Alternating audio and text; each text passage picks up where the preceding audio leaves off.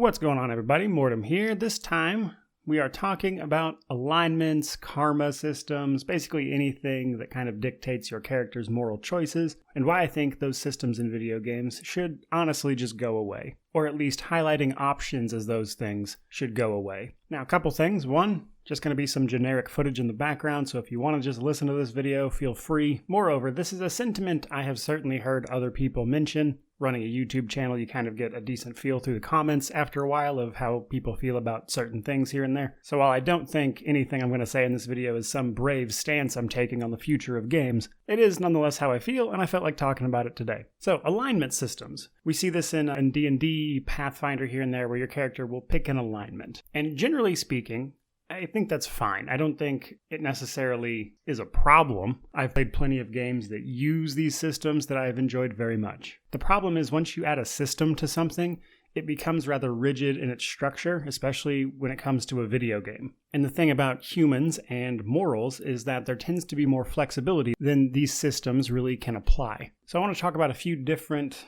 things with this video, and hopefully it doesn't all kind of sound like a blur. I'm trying to give it a little bit of structure here. First things first, sometimes you'll see conversations or options tagged with either a karma choice or an alignment choice that at the end of the day kind of just becomes the developer's discretion. And while there are fairly broad terms that I think, could be pretty unanimously said as good versus evil. For instance, if you burn down an orphanage, I think that's a pretty decidedly evil thing in most cases. But let's take even that act. Say you burned down that orphanage. What if you burnt it down when you knew it was empty and you knew that this would cause some sort of, insurance thing to happen, and every kid living there would suddenly see their fortunes much increased from a brand new orphanage being built? Just from that alone, there's a certain argument that burning down that orphanage while it was empty and no one was hurt could arguably be a good thing, even though the act itself could be definitely considered questionable. And the problem that I'm really trying to highlight there is that in a video game, especially one where actions are tagged with these systems, it becomes basically just the developer's decision, and it offers no flexibility in a lot of cases. To take a very recent example of a video game I've been playing a ton,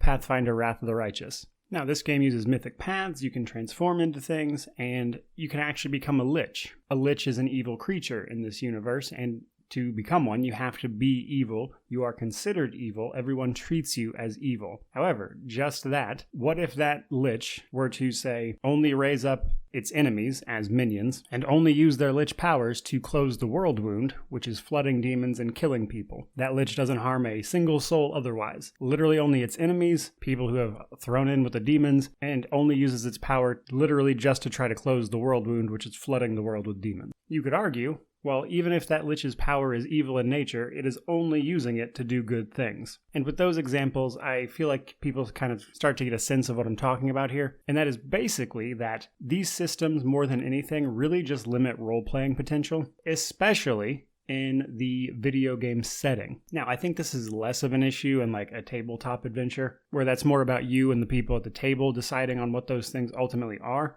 Whereas a video game, again, it has to use that rigid system, which doesn't really offer any flexibility and thus limits role-playing potential. Now, that's not to say they should take all of these options out. Really, what I would like to see more than anything is just for these tags in the system itself to just kind of become disentangled from the rest of it. Let the player decide the morals behind these decisions. Basically, just set up the game to have actions and consequences, and start thinking of a way to write your story where the player's actions, maybe weren't actually as evil as one might think, or at least give them the possibility of framing it that way. Now, stuff like that is hard to write around, which is especially why I don't see it in video games. Kind of in that vein, a common video game thing that I think comes up is sometimes you'll be sent to infiltrate a group of people in a video game, and maybe you do a bad thing to successfully complete that infiltration, but that infiltration then allows you to get closer to the head of that organization, take them out, and then dismantle an organization which would have otherwise done countless terrible things to a ton of people. So does that one bad act outweigh all the good you did by doing it? And honestly, just countless other examples to that end. And just to summarize, basically I just feel that video games should stop relying on these systems to decide a character's good or evil intent,